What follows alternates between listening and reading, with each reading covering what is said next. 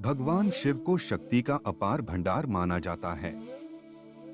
जीवन और मृत्यु से परे भगवान शिव जहां संसार में विनाशक के रूप में पूजनीय हैं। भगवान शिव का श्रृंगार अलौकिक है, लेकिन क्या आप उनके श्रृंगार के पीछे की कहानी को जानते हैं? भोलेनाथ के सिर कैसे आया चंद्रमा और गले में नाग, जाने शिव श्रृंगार का रहस्य। भगवान शिव को शक्ति का भंडार कहा जाता है। इसी कारण उन्हें महान देवी देवताओं में से एक माना जाता है। इसी कारण संसार में सदियों से उनकी पूजा की जा रही है। सावन माह तो पूरा भगवान शिव को ही समर्पित है। इस पूरे माह में भगवान शिव की विधिवत पूजा करने से शुभ फलों की प्राप्ति होती है। जीवनदान देने वाले भगवान शिव को लेकर काफी कहानियां प्रचलित है। ऐसे ही शिव पुराण में उनके रूप को लेकर कई कहानियां हैं। शिव जी का रूप देखें तो उन्होंने गले में सांप, जटाओं में गंगा, माथे में चंद्रमा, हाथों में त्रिशूल, डमरू लिए हुए नजर आते हैं। आपको बता है कि भगवान शिव के हर एक वस्तु किसी न किसी का प्रतीकात्मक स्वरूप मानी जाती है। आइए जानते हैं भगवान शिव के इस श्रृंगार के पीछे की कहानी।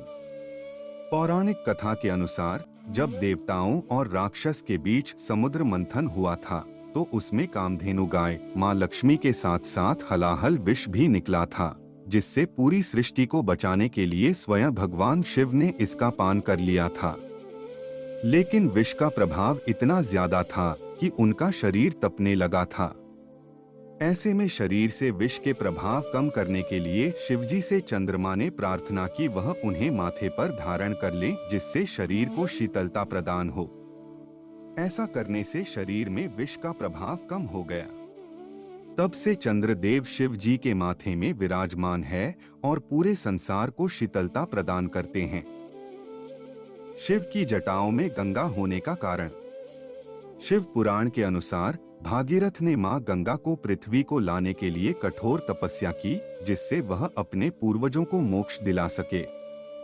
उनकी तपस्या से मां गंगा प्रसन्न हो गई, लेकिन उन्होंने भागीरथ से कहा कि मेरा वेग पृथ्वी नहीं सह पाएगी और वह पूरी धरती जलमय हो जाएगी। ऐसे में भागीरथ ने भगवान शिव से प्रार्थना की।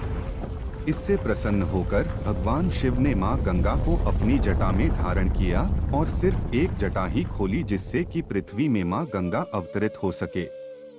शिव जी के गले में सर्प होने का कारण। भगवान शिव के गले में सर्प भी है।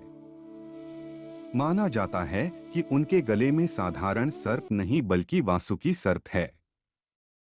समुद्र मंथन के दौरान रस्सी के बजाय मेरु पर्वत के चारों ओर रस्सी के रूप में वासुकी सर्प का इस्तेमाल किया।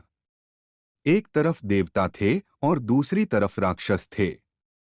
इससे वासुकी का पूरा शरीर लहूलुहान हो गया। ये देखकर भगवान शिव अत्यंत प्रसन्न हो गए हैं। उन्हें आभूषण के रूप में गले में धारण कर लिया था। पौराणिक कथाओं के अनुसार भगवान शिव जब प्रकट हुए थे तब उनके साथ रज, तम और सत गुण भी प्रकट हुए थे। माना जाता है कि इन्हीं तीनों गुणों से मिलकर त्रिशूल बना था। माना जाता है कि भोलेनाथ का त्रिशूल 3 काल यानी भूतकाल, वर्तमान और भविष्य काल को जोड़कर देखा जाता है। इसी कारण भगवान शिव को त्रिकालदर्शी भी कहा जाता है।